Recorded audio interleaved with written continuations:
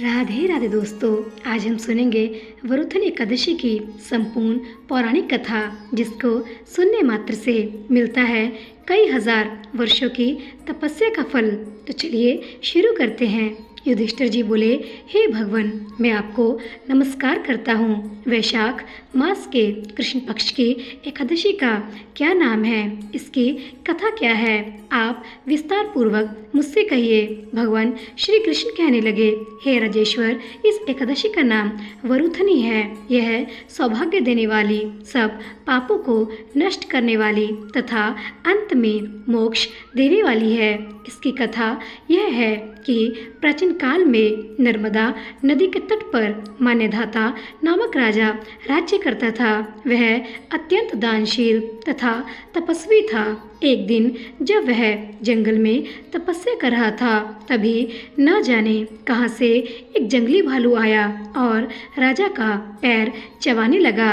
राजा पूर्वत अपनी तपस्या में लीन रहा। कुछ देर बाद पैर चबाते चबाते भालू राजा को घसीटकर पास के जंगल में ले गया। राजा बहुत घबराया, मगर तापस धर्म अनुकूल उसने क्रोध और हिंसा न करके भगवान विष्णु से प्रार्थना की। करुण भाव से भगवान विष्णु को पुकारा। उसकी पुकार सुनकर भगवान श्री हरि विष्णु प्रकट हुए और उन्होंने चक्र से भालू को मार डाला। राजा का पैर भालू पहले ही खा चुका था। इससे राजा बहुत ही शोकाकुल हुआ। उसे दुखी देखकर भगवान विष्णु बोले, हे वत्स, शोक मत करो। तुम मथुरा जाओ और वरुथन एकादशी का व्रत रखकर मेरी वराह अवतार की पूजा करो। उसके प्रभाव से पुण्य सुदृढ़ अंगों वाले हो जाओगे।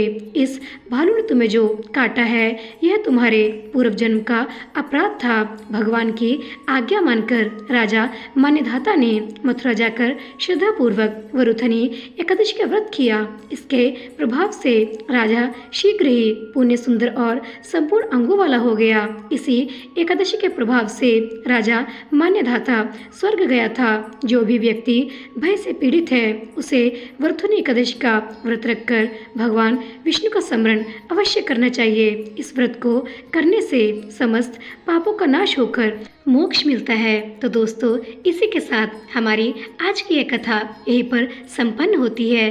प्रेम से बोलिए श्री हरि विष्णु भगवान की जय। दोस्तों, अगर आपको यह कथा अच्छी लगी हो तो कृपया जाने से पहले चैनल को सब्सक्राइब करना और लाइक करना मत भूलिएगा। मिलते हैं अगली कथा के साथ, तब तक के लिए राधे राधे।